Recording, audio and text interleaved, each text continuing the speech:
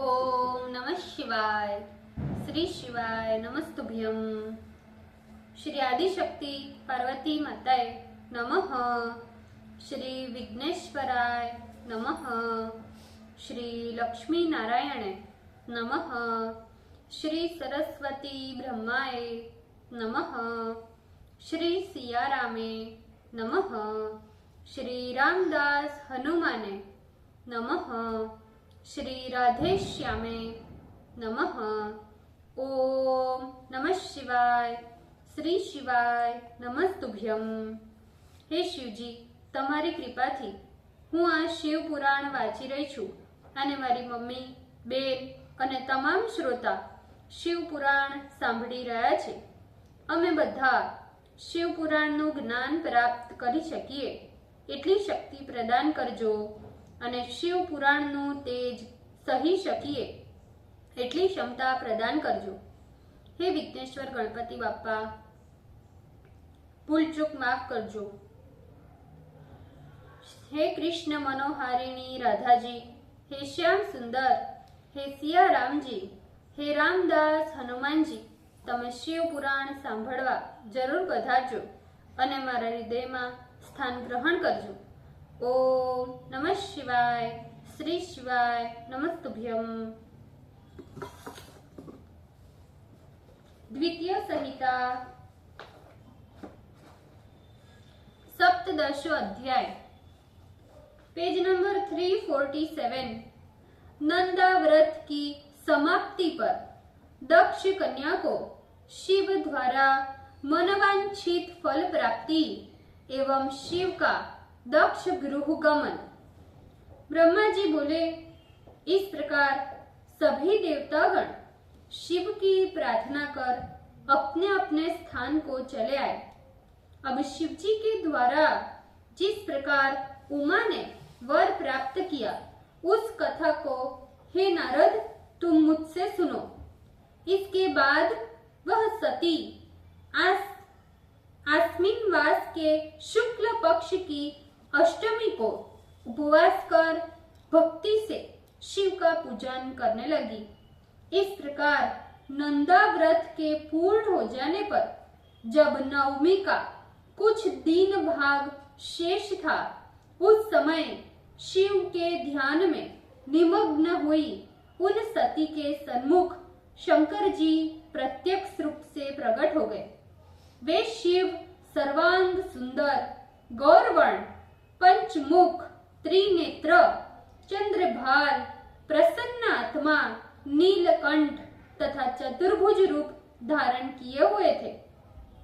त्रिशूल धारण करने वाले ब्रह्मादि देवताओं को अभय तथा वर देने वाले वे शिव भस्म से दे दीप्यमान थे। उनके मस्तक पर गंगा जी विराज रही थी तथा संपूर्ण अंग से वे परम सुंदर थे। उनका मुख करोड़ों चंद्रमा के समान सुंदर होने से वे करोड़ों कामदेव के समान कमनीय थे। उनका रूप स्त्रियों को मोहित करने वाला था। इस प्रकार का रूप धारण करने वाले मनोहर शिव को देखकर सती का शीर लज्जा से झुक गया। उन्होंने विनम्र हो उनके चरणों में प्रणाम किया। तपस्या का फल देने वाले शिव जी उससे विवाह की इच्छा करते हुए भी नंदा व्रत के अनुष्ठान में तत्पर हुई उस सती से बोले, हे दक्ष कन्ये, हे सुंदर व्रत का अनुष्ठान करने वाली देवी, मैं तुम्हारे इस व्रत से परम प्रसन्न हूँ। जो तुम्हारी इच्छा हो वो वर मांगो, मैं देने के लिए उद्यत हूँ। ब्रह्मा जी बोले, हे नारद, यद्यपि जगतपति शिवजी सती के अभिप्राय को जानते थे, फिर भी संभाषण की इच्छा से ही सती का वाक्य सुनने के लिए उन्होंने ऐसा कहा। किंतु सती लज्जा से युक्त होने के कारण अपना मनोगत अभिप्राय वाणी से कहने में समर्थ नहीं हुई। उन्होंने अपना अभीष्ट लज्जा से आच्छादित कर दिया। शिव के अतिशय प्रिय वचन को सुनकर वे प्रेम में विभोर हो गई। भक्त वत्सल शंकर ये देखकर परम प्रसन्न हो गए। सज्जनों के शरण देने वाले अंतर्यामी शिव सती की भक्ति के अधीन होकर वर मांगो ऐसा बारंबार कहने लगे। लज्जा को धारण कर सती ने शिव से कहा, हे वरद, आपकी जो इच्छा हो वो वर दे दीजिए, आपका वर अमोघ है। अभी सती पूरा वाक्य कह भी नहीं पाई, फिर भी भक्त वत्सल शिव ने कहा, तुम हमारी स्त्री बनो।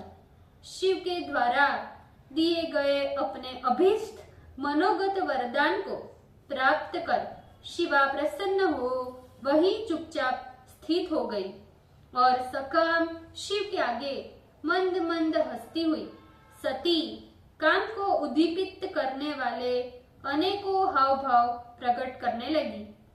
सती के उस भाव को स्वीकार कर श्रृंगार रस ने उन दोनों के चित्त में बड़ी शीघ्रता से प्रवेश किया। हे देवर्षि, श्रृंगार रस के प्रवेश होते ही लोक लीलानुसारी शिव तथा सती के मन की चित्रा से युक्त चंद्रमा के समान एक विचित्र अवस्था हो गई। काले तथा चिकने अंजन के समान कांति वाली सती स्फटिक मणि के समान कांति वाले उन शिव को प्राप्त कर इस प्रकार शोभित हुई जैसे काले काले बादल चंद्रमा को प्राप्त कर शोभित होते हैं। फिर दक्ष कन्या सती ने हाथ जोड़कर विनम्र हो भक्त वत्सल भगवान शिव से कहा, हे देवाधिदेव, हे महादेव, हे जगतपते, आप मेरे पिता से सारा समाचार कहकर उनके सामने पाणी ग्रहण संस्कार की विधि से मुझे स्वीकार कीजिए। ब्रह्मा जी बोले, इस प्रकार सती के द्वारा प्रेम पूर्वक निवेदन करने के पश्चात भक्त वत्सल भगवान सदाशिव ने उनकी ओर देखते हुए तथास्तु कहा। तदंतर दक्ष पुत्री सती शिव को भक्ति पूर्वक नमस्कार कर उनकी आज्ञा ले प्रसन्न हो अपने माता पिता के पास चली गई। शिव जी भी अपने आश्रम को हिमालय पर्वत पर चले गए और वियोग से दुखी हो सती का ध्यान करने लगे। मन को समाहित कर वृषभध्वज शंभु ने लौकिक गति को स्वीकार करते हुए मुझ ब्रह्मा का स्मरण किया। उन त्रिशूलधारी शिव के स्मरण करते ही शिव की सिद्धि की प्रेरणा से मैं शीघ्र ही उनके निकट वहां पहुंच गया जहां हिमालय पर्वत पर सती वियोग में दुखी हो शिवजी बैठे थे। मैं वहीं सरस्वती के साथ पहुंच गया। तदंतर हे देवर्षि, सरस्वती सहित मुझे देखकर शिवजी सती को प्राप्त करने के लिए उत्सुक तथा उनके प्रेम में बंध कर मुझसे बोले, हे ब्राह्मण, मैं बड़ा ही स्वार्थी हूँ जो विवाह करने के लिए आपको कष्ट दिया। दक्ष पुत्री सती ने भक्ति पूर्वक मेरी आराधना की है। मैंने नंदा व्रत के प्रभाव से संतुष्ट होकर उसे वरदान भी दिया है। उस सती ने मुझसे वरदान मांगा कि आप सदाशिव ही मेरे पति हो। मैंने भी संतुष्ट होकर उससे कहा कि तुम ही मेरी भार्या बनो। फिर दक्ष कन्या सती ने मुझसे कहा कि आप मेरे पिता के सन्मुख मुझे विवाह विधि से स्वीकार करें। हे ब्राह्मण, मैंने उनकी भक्ति से संतुष्ट हो उसे स्वीकार कर लिया है।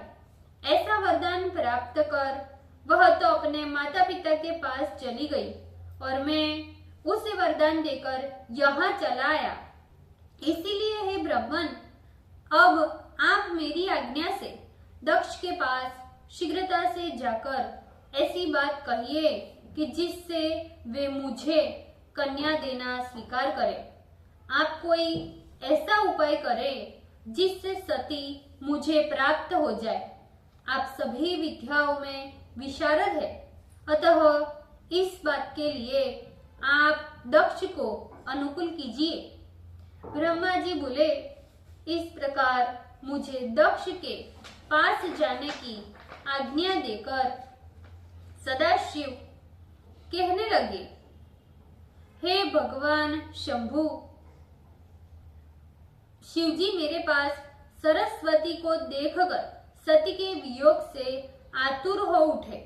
उनकी आज्ञा पाकर कृतकृत्य तथा प्रसन्न हुआ मैं उन भक्त वत्सल जगतपति सदाशिव से कहने लगा, हे भगवान शंभु, आप जैसा कहते हैं वैसा मैंने भी विचार कर निश्चित कर लिया है। हे वृषभध्वज, इसमें मुख्यतः देवताओं का तथा मेरा भी हित है। वह दक्ष अपनी कन्या स्वयं आपको प्रदान कर देंगे और मैं भी आपका यह संदेश दक्ष से जाकर कहूंगा। ब्रह्मा जी बोले, हे नारद, इस प्रकार मैं सर्वेश्वर महादेव शंभु से निवेदन कर अत्यंत वेग युक्त रथ पर सवार हो दक्ष के घर पहुंच गया। नारद जी बोले, हे विधे, हे वक्ताओं में श्रेष्ठ महाप्राज्ञ ब्रह्मा, जब सती तपस्या के उपरांत अपने घर लौट आई तो दक्ष ने फिर उसका क्या किया? ब्रह्मा जी बोले, सती तपस्या के अनंतर मनोभिलाषित वर प्राप्त कर घर चली गई। उसने अपने माता पिता को प्रणाम किया। फिर सती ने भक्ति से शिव को प्रसन्न कर जिस प्रकार तपस्या से महादेव जी के द्वारा वर प्राप्त किया, वो सब समाचार सखियों से अपने माता पिता के पास कहला दिया। सती के माता पिता ने जब उसकी सखियों से ये समाचार सुना तो वे परम प्रसन्न हुए और आनंद में निमग्न हो बहुत बड़ा उत्सव किया। महामनस्विनी उस वीरिणी ने भी बड़ी उदारता पूर्वक ब्राह्मणों को तथा अंधे एवं दीनों को भी उनकी रुचि के अनुसार यथेष्ट धन दिया। वीरिणी ने प्रीति को बढ़ाने वाली अपनी पुत्री का आलिंगन किया। ओम नमः शिवाय, श्री शिवाय नमस्तुभ्यम। भूल चूक माफ करजो शिवजी, कृपा रखजो। આજના શિવપુરાણના વંચનનું પુણ્ય મને પ્રદાન કરજો શિવજી। ઓમ નમઃ શિવાય, શ્રી શિવાય નમસ્તુભ્યમ।